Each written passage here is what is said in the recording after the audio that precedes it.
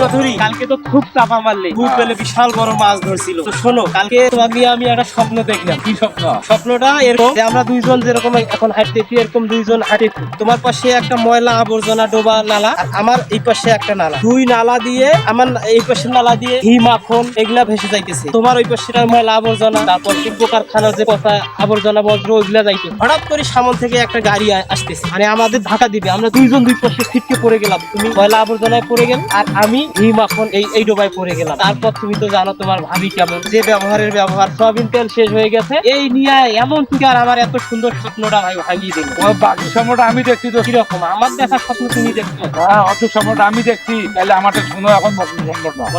ওই তুমি ওই নালা থেকে কি হচ্ছো, আমি আমার এই নালা থেকে উঠে গেছি। উঠে আসার পরে আমি তোমার ওই মাখন মাখা গাছ চাটতেছি, তুমি আমার ওই ময়লা মাখা গাছ চাটতেছো।